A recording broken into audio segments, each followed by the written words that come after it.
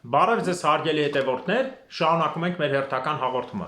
Մինչ բուն հաղորդման անցնելը կխնդրեմ ձեզ բաժանորդագրվեք մեր YouTube-յան ալիքին, սեղմեք զանգակ, դրեք լայք, ինչպես նաև կարող եք կիսվել ձեր ընկերների եւ ձեր բարեկամների հետ։ Կարող եք կիսվել նաև բարձր դասանի երեխաների եւ ուսանողների հետ, քանի որ իմ հաղորդումը զարգացնում է վերլուծելու եւ տրամաբանելու ունակությունը։ Նախ ուզում եմ շնորհակալություն հայտնել բոլոր այն մարդկանց, ովքեր ինձ հետևում են, թե YouTube-ում, թե մնացած տեղերում, Facebook-ում, թե Instagram-ում քիչ եմ գցում ավելի շատ, TikTok-ում, որտեղ մոտավորապես 280,000 արդեն դիտում ունեմ, շնորհակալություն բոլորիդ։ Եվ ուզում եմ շնորհակալություն հայտնել այն մարդկանց, ովքեր հասկանում են իրականությունը եւ քննադատելուց քննադատում են չափի մեջ։ Ես սա ընդունում եմ, որտեղ երբ որ մարդ մտնում է քաղաքական ասպարեզ, ինքը պետք է չափի մեջ քննադատությունները ընդունի։ Հիմա ուզում եմ կարճ անդրադառնալ այսօր սրանով կվերջացնեմ Էլչե մասի։ Ուրեմն պարոնայք, որևէ կուսակցության, ձեր անունը հիմա չեմ տալու,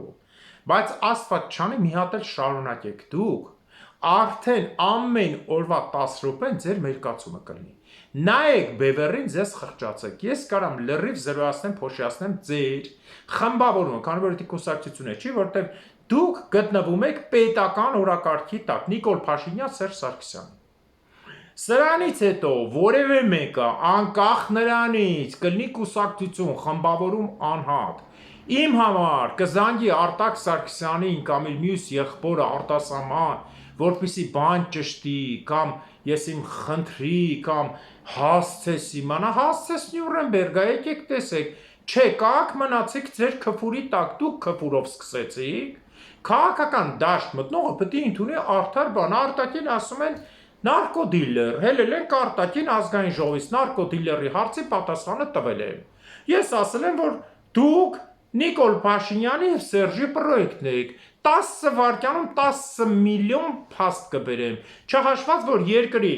ղեկավարության եւ սուտ ընդդիմության էջերում անընդհատ ելույթ եք ունենում եւ պետոյի մոտ կանչել են դուք ձեզ զբաղեք, մի ինձի ջուր եմ ես, որ շոյեք, չեմ թռնի, ինչքան խփեք 10 այդքան կթռնեմ, բոլոր թղթերը կբացեմ ձեր սուտ համալսարաններից, ձեր աշխատանքից, ձեր Քոչարյանի ու Սերժի հետ կապից, ձեր Նիկոլի հետ նշանակված պոստերից, սուս մնացեք։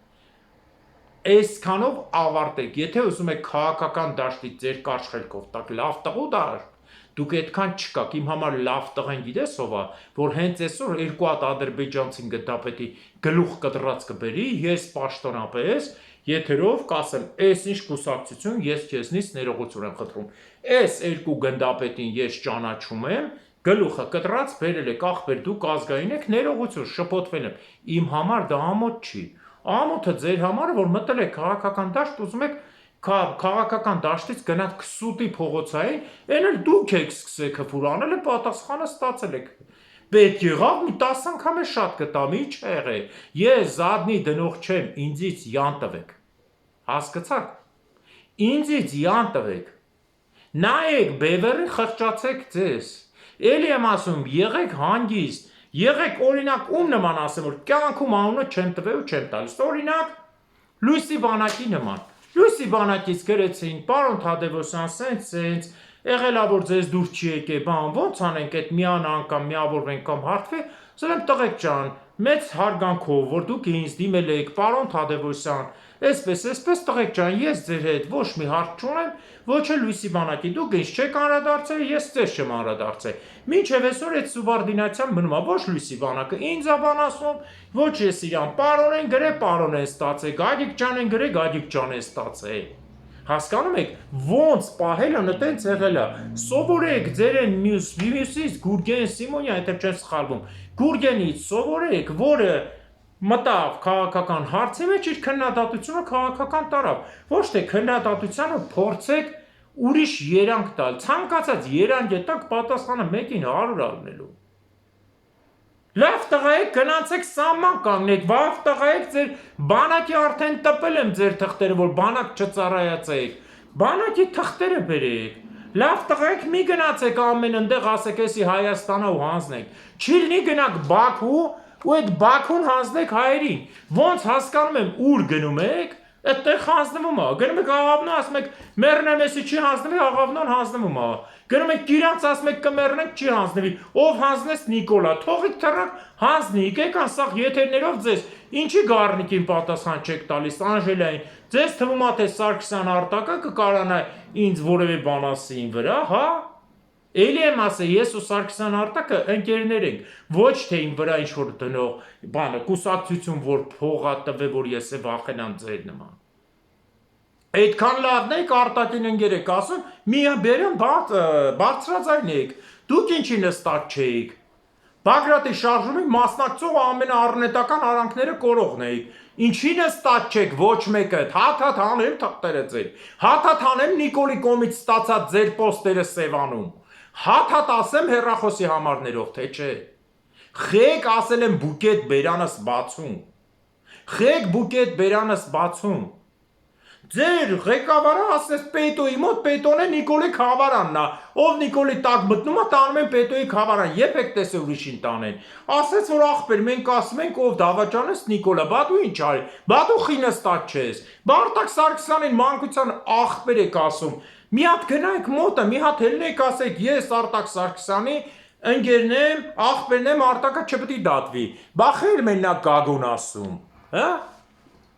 Հիմա ուզում եմ նաև մեկ հայտարարություն անել, ձեզանից պրծանք, չշարունակեք մեկին 100 եք ստանալու,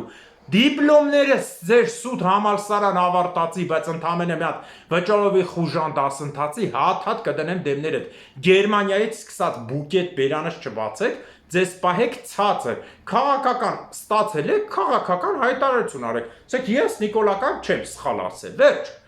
ասեք ու ձեր քֆուրով ես կգամ կճղեմ, չճղողը ֆուֆլոյա 48 ժամն անց է, դրանից հետո արդեն ինչ անեք, պոեզը գնաց, կգաք թե չեք գնա, չնայած գաք է ոչինչի չեք հասնի, արդեն պոեզը գնաց, լողնալով չի անցնում խոսք տվածը ֆուֆլո ելնել է, հիշեք, չեք եթում լողանում հելմա, ֆուֆլո մնում է ֆուֆլո,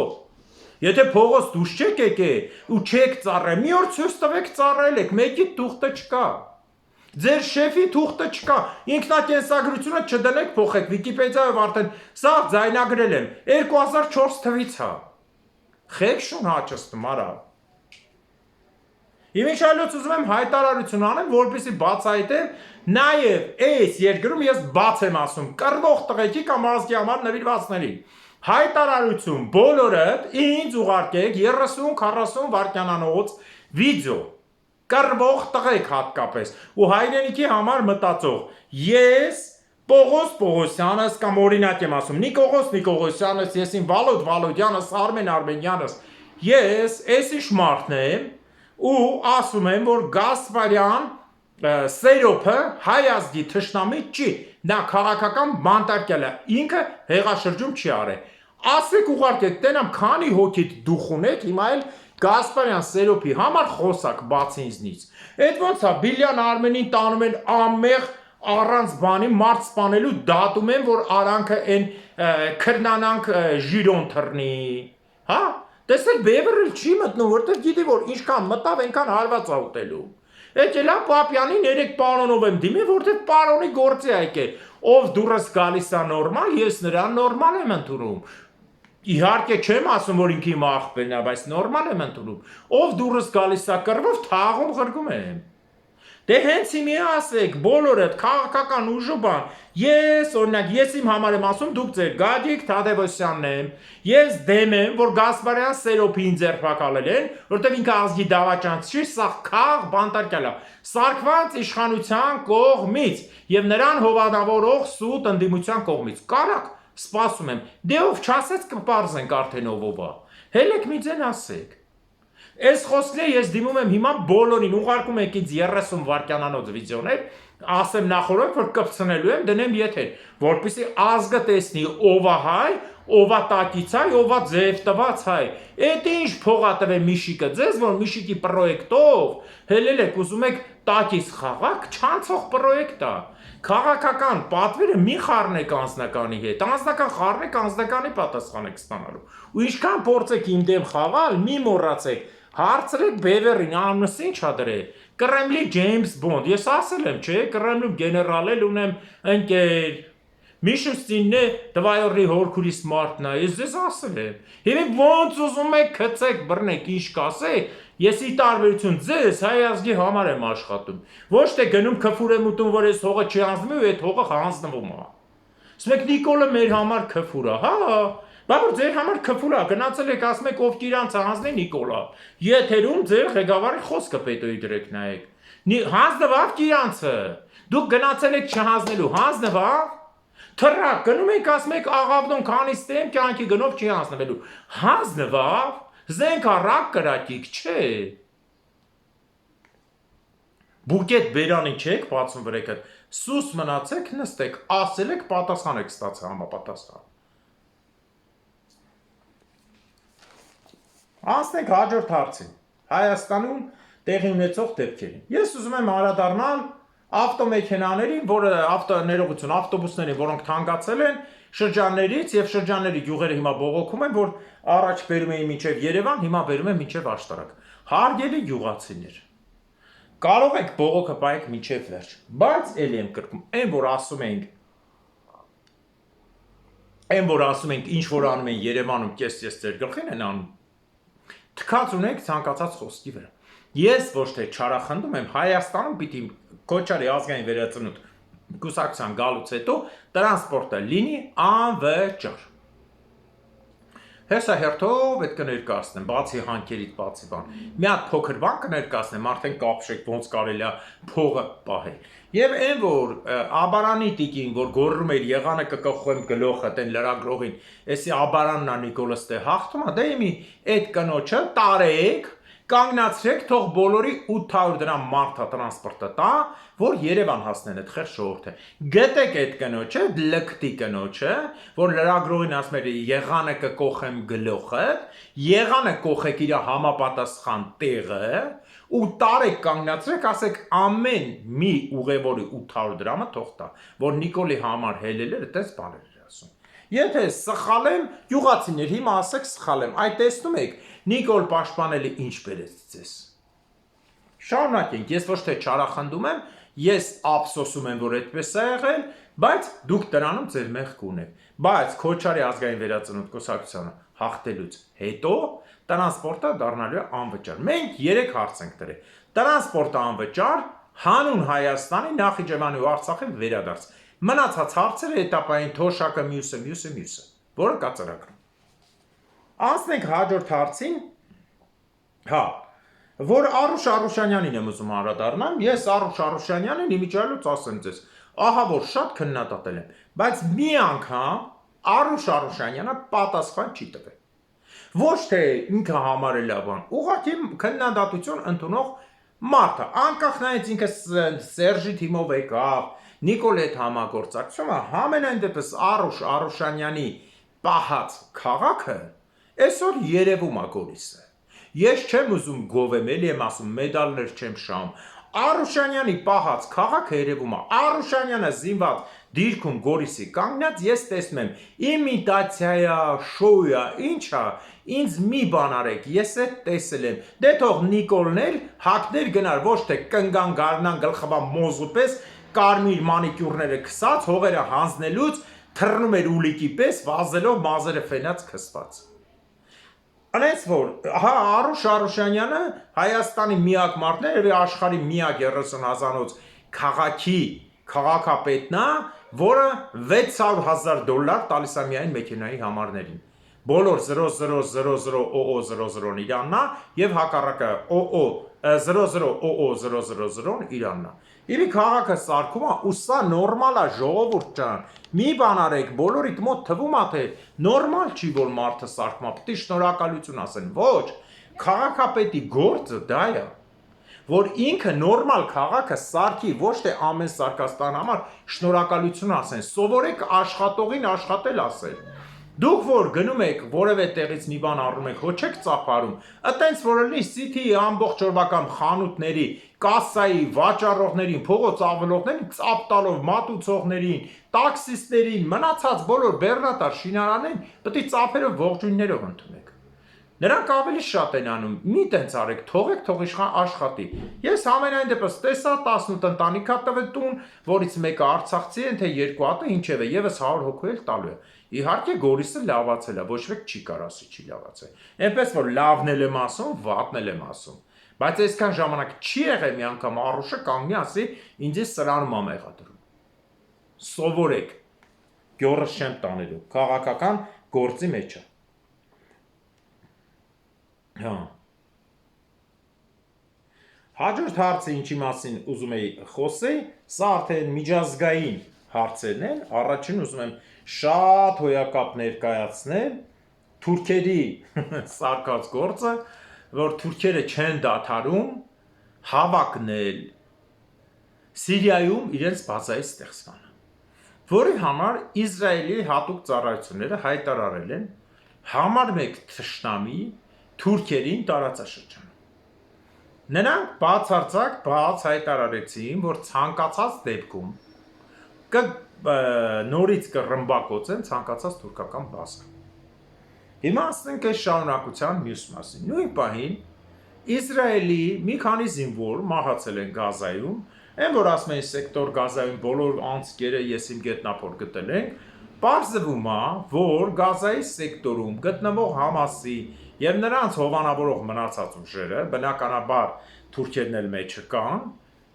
այդ բոլոր թունելները, ինչքան ասենք 1500 թունել են գտել, մի 1500 թունել էլ հասել են Իսրայելցի զինվորների թիկունք ընդཐུպ մինչև Իսրայելի տարածք։ Եվ անցնող իսրայելական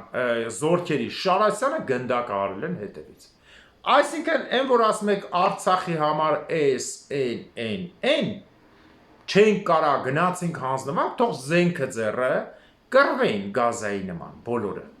Հասկանալի է։ Երևանում եկել եք նախարարներ, քաղաքապետեր, հաստավիզ, հաստագլուխ նստե ուզում եք Արցախի համար հարց լուծել, դե հենա կռվեիք մինչև վերջ։ Գազայի սեկտորը ձեզ օրինակ Արցախից 10 անգամ փոքր տարածքեր ու կռվեցին բոլոր անցքերից, դե կռվեիք։ Իմիջիալը ձեզ մասին Արուշն է երկու լավ բառ ասեց, ասաց ինչ նշանակում զենքով գերի ընկնել կամ գնալ գերի հանձնվել, գոնե զենքը վերցնեք հերոսի մահով մեռնեիք։ Այս խոսքի հետ 100% համաձայն եմ։ Որտեղ ի տարբերություն շատ քաղաքապետեր ես Արուշին անձամբ զինված տեսել եմ դիրքում։ Էլի եմ ասում, կարող է իմիտացիա, կարող է վերջիկից, բայց ես ոչ մի քաղաքապետի այդ վիճակով չեմ տեսել, այդ թվում նաև Շռեք Նիկոլին։ Բարձա, ստե գովասանք չի, ճիշտը ճիշտ եմ ասում, սխալը սխալ, ես չունեմ որևէ մեկին քսնվելու, փառք Աստծո, ոչ մեկից ոչ փող եմ ստանում, ոչ է ցանկություն ունեմ ստանալու։ Ձեր նման չէ, որ $1000 տամ, սկսեմ ծախվել թշնամու հետ գնալ գործարքի, որ ինչա լավը զգամ ինձ։ Անցնենք հաջորդին, շատ հոյակապ բաներ է կատարվում։ Անցնենք հիմա Իրանի եւ Պակիստանի պատմությանը։ Նախ ասեմ ձեզ, որ Իրանն ու Ամերիկան խոսացել են իրար հետ բավական լավ հարաբերություններ հաստատել, ինչպես ներկայացրեց Իրանի արտաքին գործերի նախարար Արաքչին, մենք գնում ենք հավասար հայտարարության։ Ոչ թե մենք գնում ենք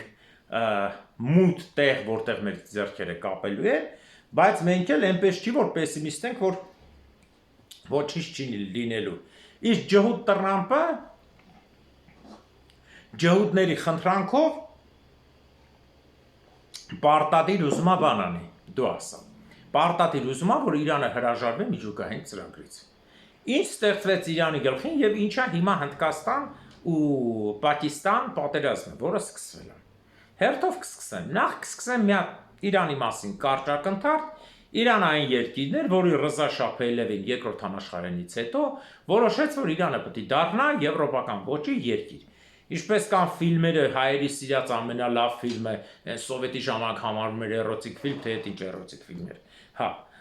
երկար գիշերը, որի մեջ երևում է Իրանում կարճակած աղջիկներ, ես իմ գիշերային ակումբ պարող եւ այլն, այդ Իրանը ստեղծվեց մի բանի վրա, որը կործանում էր, հենց կործանում էր Իրանը։ Ինչ արեց Ռզա Փեհլևին։ Ամերիկայից ներմուծեց 50,000 մասնագետ, որոնց միջին աշխատավարձը այդ 68, 70, 71 մինչև 70 տիվը տալիս էր միջինը $10,000, այսինքն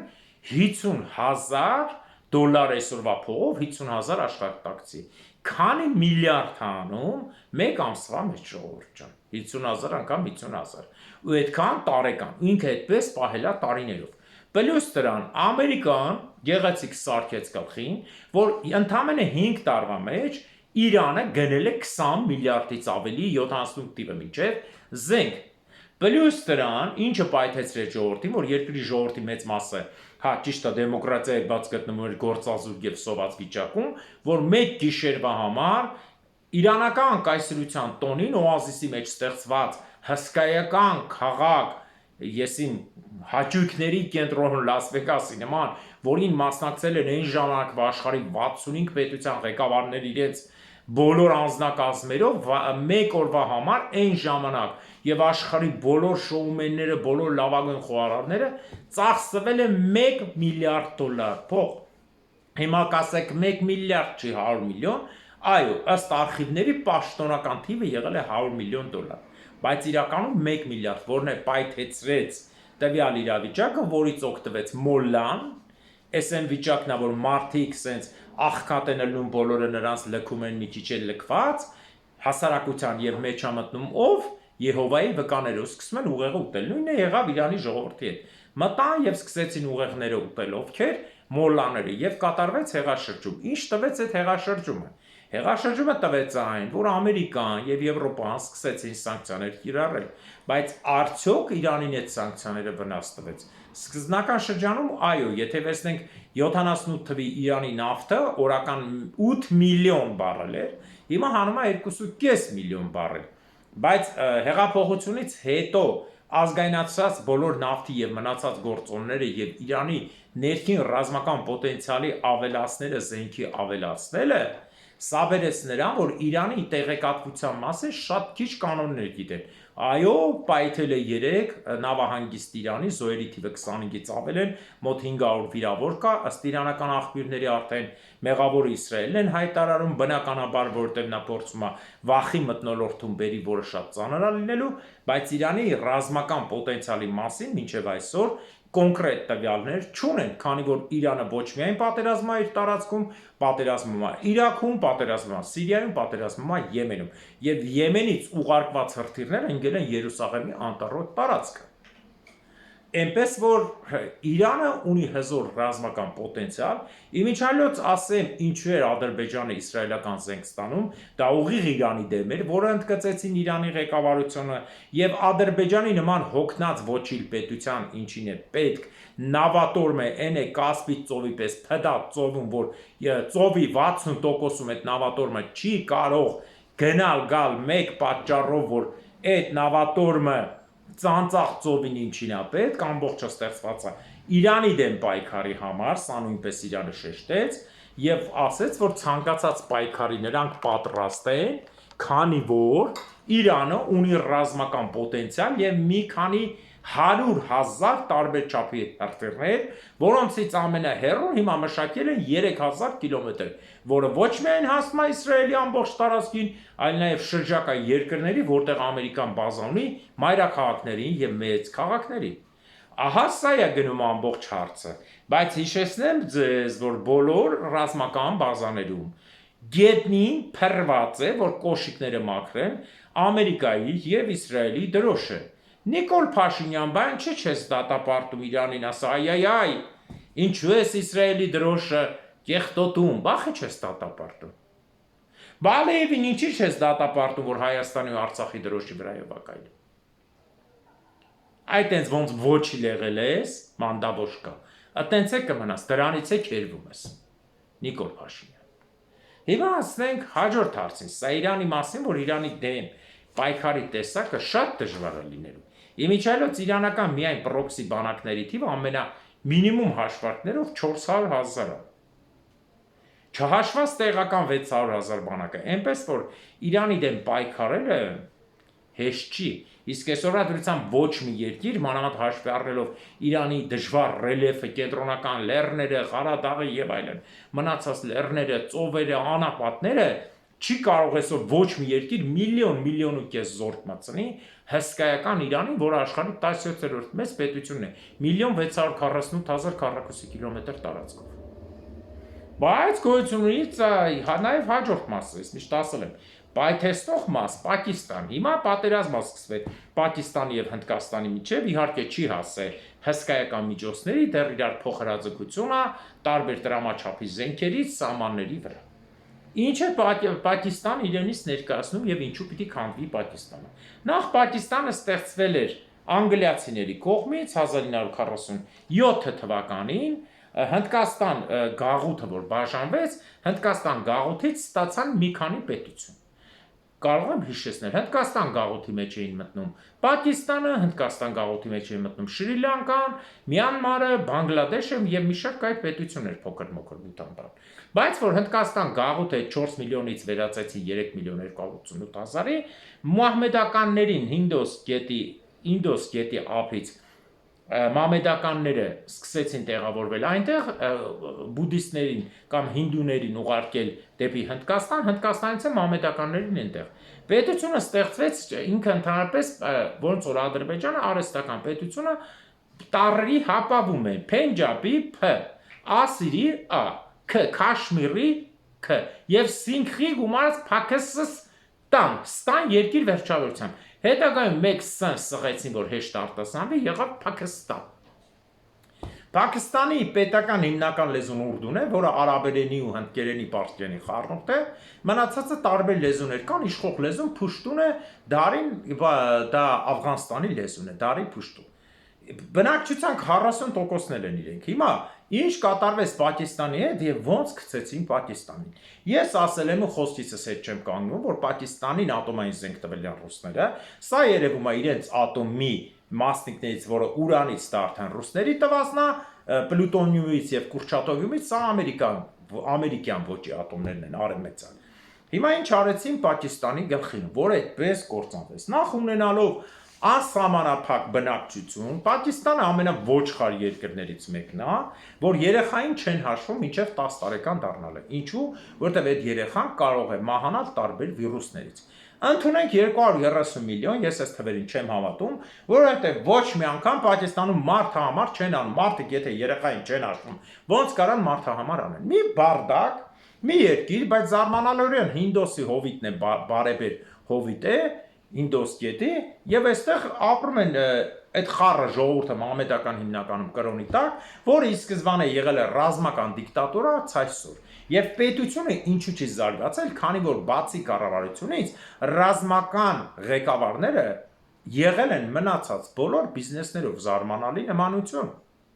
Տենասում անման, Ադրբեջանին անման, Հայաստանին անման, բոլոր գեներալները բիզնեսի մեջ դրա համար ձեները չի ելնում։ Թուրքիային անման 10 տարի մեկ բանակը հեղաշրջում են անում, Ռուսաստանին անման բոլոր գեներալները պոստի։ Ինչևէ։ Եվ այս դեպքում այս պետությունը դառավ կոռուպցիայի հզոր միջոց։ Քանի որ Պակիստանը բազմաթիվ արավիրքների գնաց, հիշեցնեմ 2 տարի էր, թե անցած տարի էր հսկական ջրհեղեղ, որը 70 միլիոն մարդու թողեց հիմնականում անտուն, որից 8 միլիոնը մենակ ընդհանրապես գետնի վրա են ապրում, մնացածը կիսավեր շենքերում։ Պլյուս դրան տնտեսական այն իրավիճակը, որը կոռուպցիան խեղդում էր ամեն մեկը, քաշում են իրենց խնամի բարեկամ միջոցներին, պլյուս դրան բանկային միջոցների կործանումը, որ փողերը վերցնում են ու չեն կարողանում տալ պարտքերի դիմաց, վերացնում են երկիրը, շատ հետաքրքիր բան եղավ Պակիստանի հետ։ Առաջ եկավ միջազգային բանկը, որպես ջհուդական ամենամեծ կառույց։ Պակիստանին ասաց, որ քեզ տալու եմ, սա այս մի 10 տարի առաջ մոտ 6 միլիարդ փող, որ տնտեսությունը լավանա։ Բայց մի պայմանով, դու պիտի թանկացնես հոսանքը, տան վարձերը եւ այլն, որ իմանանք, որ այդ հավաքած փողը կտաս։ Պակիստանում թանկացրեցին տարիներով, ձգելով այդ փողը չեկավ։ Այսինքն ժողովրդի դժգոհություն, թանկացած հոսանքի վարձ տան կոմունալ, բայց փողը չի եկել, մարդասիրություն արա, էս արա, այն արա։ Եվ այդ դատարկ տեղը, որպիսի պարտքերի տակ խրվել դրսի միլիարդներին, երկրի տնտեսական անկումը, հսկայական աճը, փողի ինֆլյացիան, բերեց մի գեղեցիկ պահի, առաջ եկավ Չինաստանը ժպիտը երեսին։ Եկավ ասես, գիտես ինչ կա, Չինաստանից մինչև Պակիստանի Հնդկական օվկիանոսի ափի քաղաք եւ հսկայական կկառուցեն մայրուղի, ինչպես նաեւ նավամուխ եւ այլն, ընդհանուր նավատորմի կանգնելու տեղ, նավակայան, եսին պորտ, ամեն ինչ կկառուցեմ, վերամշակման տեղ, միայն մեկ պատճառով, որ դու համաձայնվես, որ այդ ամբողջը ես կառուցեմ եւ աշխատողները կլինեն քո բնակչության 30%-ը մնացածը կլինեն չինացի, բայց մի պայմանով, որ քանի որ ձեր տարածքը շատ, այսպես ասեմ, պայթյունավտանգ է, պիտի 14,000 ոստիկան կանգնեն հսկեն այդ ճանապարհը։ Այո, համաձայնվեցին սրանք չունենալով այլ ճար, մտածելով, որ հսկայական քանակությամբ պակիստանցիներ կաշխատեն, բայց չինացիները արեցին այն, ինչ իրենց պետք էր, եւ Պակիստանի ընդհանուր տնտեսությունը կործանեցին։ Ինչ արեցին, վերցրեցին ամբողջ ճանապարհը սարքեցին իրենց տեխնիկաներով, աշխատողները եղան իրենցը, ինչպես միշտ ես ասել եմ, պրոյեկտները տարան իրանց հետ, եւ այս 14,000 ոստիկանությունը եւ աշխատող չինացիների բարձր աշխատավարձը մուծում են պակիստանցիք եւ պլյուս դրան այդ փողն տվեցին տոկոսով, այսինքն իրենց տված տոկոսով փողով իրենց աշխատավարձ վերցրեցին ու երկիրը գցին կրակը։ Այստեղից հետո գնաց մի քանի ղեկավարների սպանություններ, նորից հեղաշրջումներ, սպանություններ, բայց ամենաահավորը նա է, որ Պակիստանի տնտեսության հիմնականում գյուղատնտեսական բարեբեր հողունի մեծ մասը գտնվում է Ինդոս գետի հովտում, որը 1960 թվականին Ջավահարլալ Ներուի հետ կնքված պայմանագրով Ինդոսի վրայի այդ ամբողջ հսկայական ամբարտակի եւ էլեկտրոկայանի ամեն ինչը հոսանքը եւ ջուրը գալիս է Պակիստան եւ այս պատերազմի ընթացքում փակեցին հնդիկները